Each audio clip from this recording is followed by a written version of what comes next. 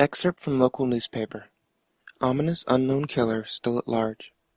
After weeks of killings, the ominous unknown killer is still on the rise. After little evidence has been found, a young boy states that he survived one of the killer's attacks and bravely tells his story. "I had a bad dream and woke up in the middle of the night," says the boy. "I saw that for some reason the window was open, even though I remember it being closed before I went to bed. I got up and shut it once more. Afterwards, I simply crawled under my covers and tried to go back to sleep. That's when I had a strange feeling, like someone was watching me. I looked up and nearly jumped out of my bed. There, in the little ray of light illuminating from my curtains,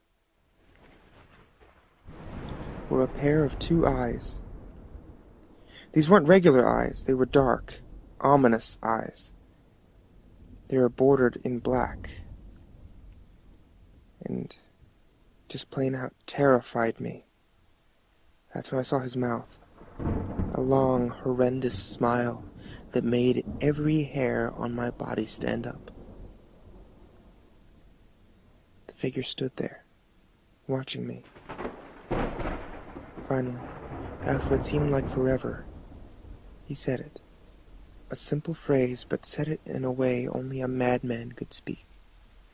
"Go to sleep." I let out a scream. That's what sent him at me. He pulled out a knife, aimed at my heart, jumped on my bed. I fought him back. I kicked, I punched, I rolled around, trying to knock him off me. That's when my dad burst in with his 12-gauge shotgun. He aimed it at the man. He almost got him. But before he could pull the trigger, the man leapt out to the side. The man threw the knife in a Bowie knife style into my dad's shoulder. He let go of the gun. The man probably would have finished him off if one of the neighbors hadn't alerted the police. They drove into the parking lot and ran towards the door. The man turned and ran down the hallway. I heard a smash, like glass breaking. As I came out of my room, I saw the window that was pointing towards the back of my house was broken. I looked out to see him vanish into the distance. I can tell you one thing.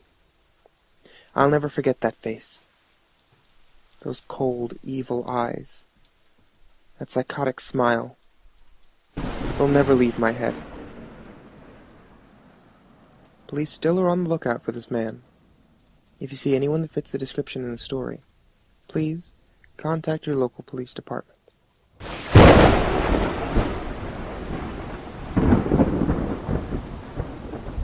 Jeff and his family had moved into the new neighborhood.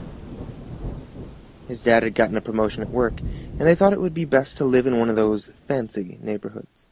Jeff and his brother Lou couldn't complain, though. A new, better house. What was not to love?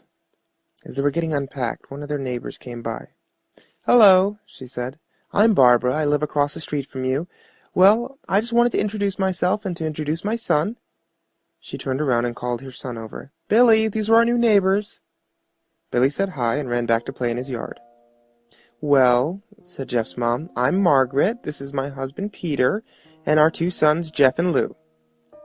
They each introduced themselves, then Barbara invited them to her son's birthday.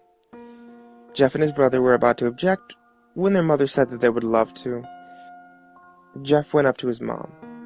"Mom, why did you invite us to some kid's party?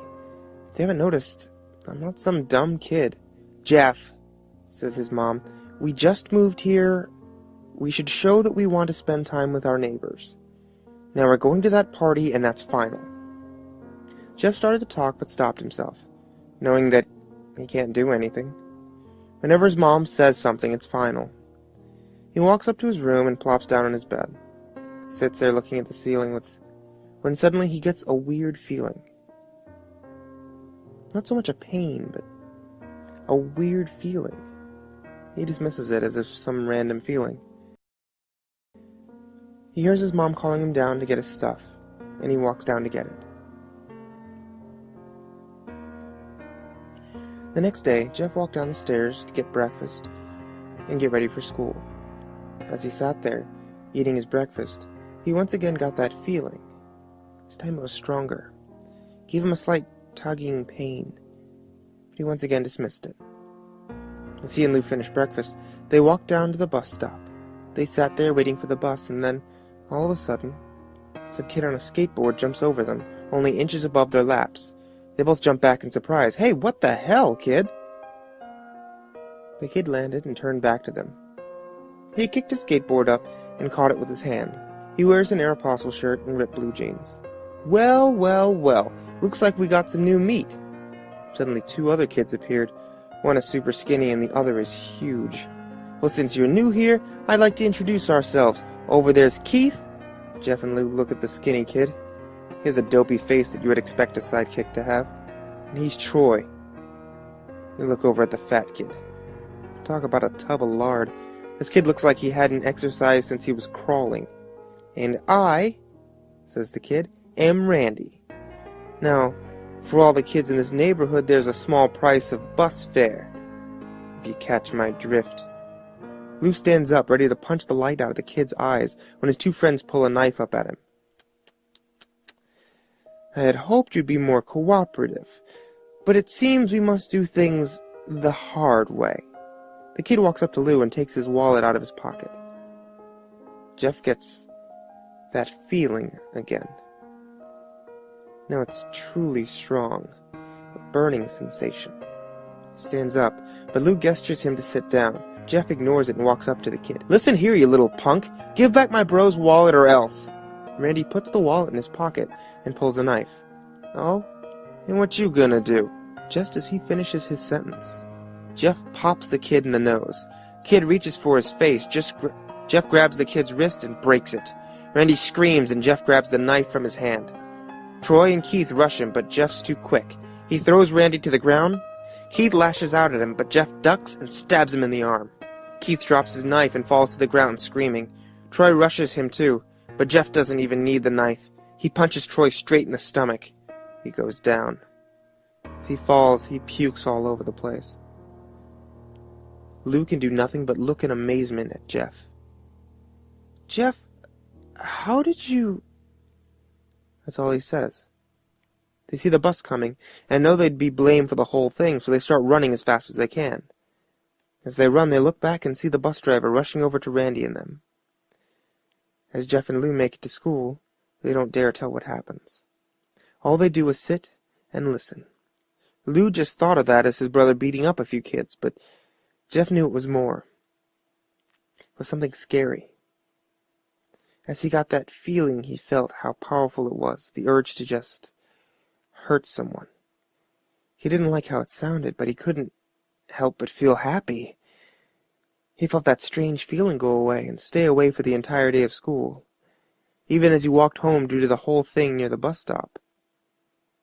And how now he probably wouldn't be taking the bus anymore. He felt happy.